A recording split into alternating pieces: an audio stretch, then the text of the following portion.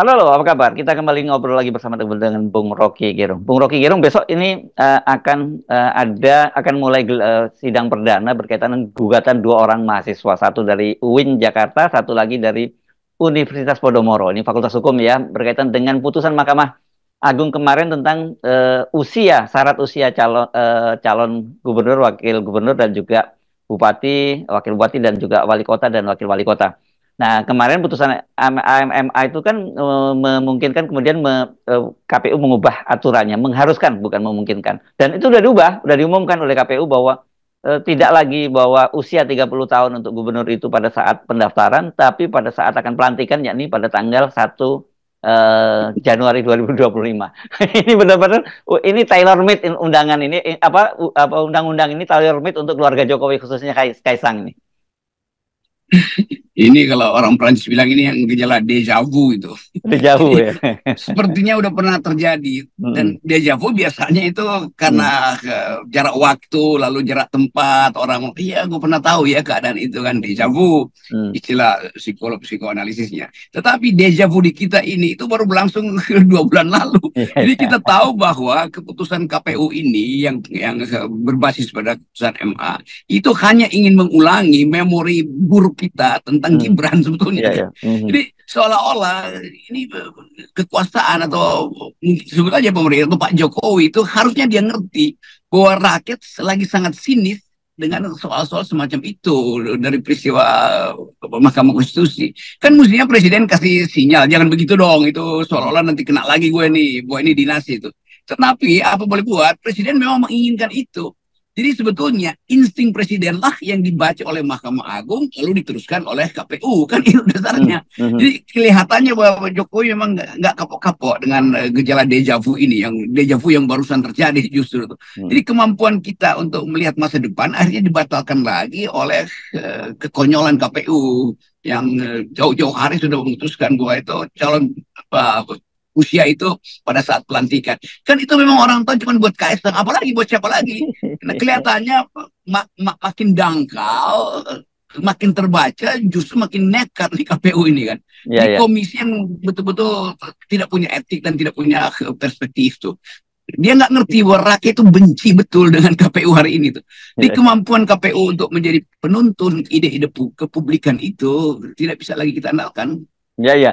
Ya kan bias namanya juga syarat pencalonan. Syarat masa tiba-tiba kalau gitu diubah sekarang syarat pelantikan jadinya kan begitu kan?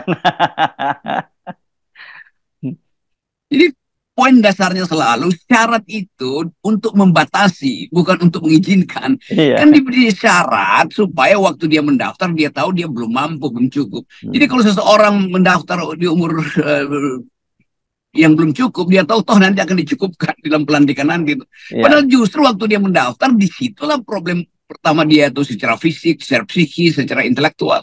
Kan itu syaratnya tuh. Jadi kelihatannya memang ini undang-undang atau aturan KPU itu hanya dibuat untuk meloloskan kembali ke kepentingan presiden. Dan kalau presiden bilang, oh jangan tanya saya, jangan cewek-cewek, memang nggak perlu tanya Pak Jokowi, karena Pak Jokowi udah perintahkan pada KPU, ngapain nanya lagi pada dia. Ya, dan ada soal sebenarnya kan proses itu sekarang di persidangan sedang akan berlangsung di Mahkamah Konstitusi. Itu menarik kalau kemudian Mahkamah Konstitusi misalnya membatalkan itu. Walaupun saya kira kita pun ragu-ragu lah. Kita tahu pasti keputusannya nanti dissenting opinion dan itu pasti akan ditolak begitu. Iya, tetap di Mahkamah Konstitusi problem-problem dissenting opinion itu yang jadi urusan publik sebetulnya itu hanya diputuskan oleh 2-3 orang atas briefing, atas soal briefing. Kan dibagi nih ya, kamu dissenting opinion, kita Ya, yang ya. apa namanya concurrence apa istilahnya itu segala macam. Lalu jadi debat lagi. Dan orang menganggap oh, ya nggak perlu debat, kita tinggal buka sosmed 2-3 bulan lalu sama aja isinya, cuma namanya Ya. diganti dari Gibran ke Kaisang kan. Hmm. Itu intinya tuh. Jadi sekali lagi ini juga kita mau lihat bagaimana hakim Mahkamah Konstitusi akhirnya terjebak 2 kali itu. Ada orang-orang di situ Saldi Isra segala macam yang masih bisa diandalkan. Harusnya dari awal begitu terima kasus ini udah mulai ada gejala, dia bilang aja kami nggak mau bersidang dan saya bukan sekedar mau dissenting opinion, saya mau disensus, bukan lagi dissenting, disensus, dan karena itu konsensus saya untuk jadi hakim agung saya batalkan. Karena itu saya keluar dari Mahkamah Konstitusi. Itu baru jadi game changer itu. Kalau sekedar basa-basi nanti kita periksa lagi kasusnya itu orang nggak percaya lagi. Ya, dan saya kira gini, kalau kemarin kan kita masih dalam tanda petik memberikan semacam applause gitu terhadap mereka-mereka yang dissenting opinion begitu, walaupun kita sudah curiga begitu. Kalau ini terjadi lagi kasus serupa, ya sebenarnya mereka bagian dari itu saja. Ini mereka cuma wayang-wayang saja gitu, yang ada bagian dari bagian antagonis, ada yang protagonis, kan seperti itu aja, Bung Rocky jadinya. Ya, ya itu metafor perumpamaan yang bagus tuh. Ini sebenarnya wayang Hmm. yang berupaya dissenting supaya kelihatan ya masih ada marwah Hmm. Mahkamah Konstitusi. Tapi kalau dia berulang berkali-kali dan bukan baru Ya. sekali ini dissenting, Hmm. teman-teman kita yang soal idealis itu, kalau idealis beneran keluar dari mahkamah itu Ya. intinya begitu. Ya. Jadi Ya. bukan opinion dia yang dissenting, tapi sikap etis dia yang mesti dissenting. Kan dissenting itu adalah sikap hukum terhadap kasus. Ini bukan soal sikap hukum, ini pelanggaran etika publik, yaitu memaksakan seseorang yang tidak layak untuk dilayakkan secara hukum. Jadi nggak ada soal hukum di situ. Jadi ini yang kita sebut selalu moral call dia itu. Moral call artinya datang dari nurani dia itu mengatakan ini nggak benar. Jadi sebelum masuk sidang ya bilang aja udah selesai. Kita nggak mau sidangin sesuatu yang nggak masuk akal kan. Nah keterangan-keterangan semacam ini yang mesti kita pastikan dimengerti oleh hakim-hakim yang masih punya idealisme di situ. Yang Salih Isra bahwa ini bukan soal dissenting dalam sikap hukum, tapi dissenting dalam sikap moral. Itu intinya tuh. Yang kita udah terangkan berkali-kali, tapi kalau nggak paham juga ya bukan dissenting, itu disinting namanya.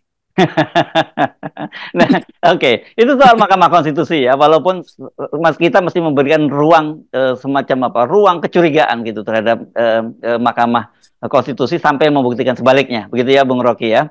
Nah, ini Ya, itu istilah bagus tuh, ruang ya, kecurigaan tuh. Apa namanya? ya. Hermeneutic of suspicion. Kita mesti curiga bahwa di situ akan ada persekongkolan untuk memanipulasi istilah moral menjadi istilah hukum. Kan ini kami udah lakukan pendapat hukum. Bukan, kita butuh pendapat moral, bukan pendapat hukum. Nah, satu lagi juga begini, prosesnya agak menarik juga ini, bukan menarik, agak aneh juga kalau KPU kemudian mengubah undang-undang itu, memubah peraturan itu dan kemudian berlaku untuk pilkada sekarang. Biasanya kan perubahan-perubahan ini harusnya berlaku untuk pilkada berikutnya begitu ya. Apalagi untuk Jakarta juga dan yang lain-lain itu proses tahapan pilkada itu sudah dimulai, Bung Rocky, dimulai dengan calon-calon independen yang sudah ditutup dan sudah ada yang dinyatakan, yang tidak ada yang dinyatakan layak begitu.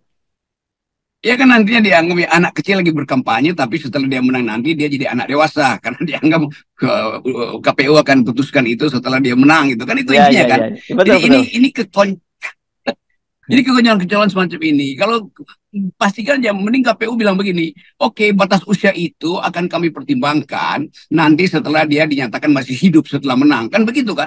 Ya, ya, ya. Atau dia membayangkan begini. Ya nggak boleh dilantik mayat. Nah, itu aja Nah, supaya lebih absurd. nah, saya membaca malah analogi dari netizen lebih lucu lagi. Dia membayangkan kalau gitu sekarang si apa siapa cucunya Pak Jokowi, si Jan Etes itu boleh dong ikut maju dan nanti ketika dia terpilih pelantikannya nunggu nanti ketika umurnya sudah sampai gitu. Ada yang membayangkan seperti itu juga. Ya sedrastis itu cara kita mengledek akhirnya kan. Nanti Hmm. Kaisang mungkin dipasang jadiin aja Kaisang misalnya ini anak presiden terutama bukan Kaisang sebagai pribadi, sebagai anak presiden yang adalah ketua partai itu dipasang di semua pilkada aja. Toh akan Hmm. ada satu yang lolos juga di situ. Jadi Hmm. dimungkinkan misalnya tuh main kalau nggak jadi di Jakarta secara paralel mungkin dia jadi di Jawa Tengah nggak jadi karena PDIP pasti akan menghadang Kaisang di Jawa Tengah karena PDIP sangat kuat di Jawa Tengah ya mungkin ditaruh di Bekasi atau ditaruh di Cikampek segala macam kan Hmm. jadi paralel di situ tuh jadi Kaisang namanya ada di 20 pilkada misalnya satu pasti lolos di situ. Jadi keinginan untuk meloloskan seseorang atau nama ini Kaisang itu yang membuat KPU itu kayak orang dungu bukan orang dungu memang dungu karena mengucapkan sesuatu yang nggak masuk akal. Jadi dipas-pasin kenapa harus 1 Januari atau 30 Januari kenapa nggak dibikin 20 menit setelah Kaisang berusia cukup kan bikin gitu aja. Ya, ya, ya, ya, ya. Oke, tapi gini, saya kira kita penting kembali juga memberikan disclaimer ya. Jangan kan ada kesan mereka selalu membela diri kan. Ini kalau gitu kayaknya nggak mau memberi kesempatan pada anak muda maju. Kok ini persoalkan? Saya kira bukan soal anak muda maju atau bukan anak muda maju, tapi soal anak presiden yang kemudian aturannya diubah demi kepentingan anak presiden kan. Ini soal favoritisme dan kekonyolan-kekonyolan dari mereka yang membela itu ya pakai target-target yang apa namanya, mengalihkan isunya. Ini kan soal anak muda, ini bukan soal anak muda, ini soal anak presiden. Dan pada akhirnya orang tahu bahwa nggak ada lagi cara untuk menegur selain membuat satir-satir itu tuh ya. Bahkan cucu presiden bisa dijadikan tempat satir yang memungkinkan juga si cucu ini nanti begitu dia mulai sadar ketika dia udah mulai berusia remaja, kenapa dia dibully ya? Kan itu juga nggak fair buat si siapa namanya Jihan.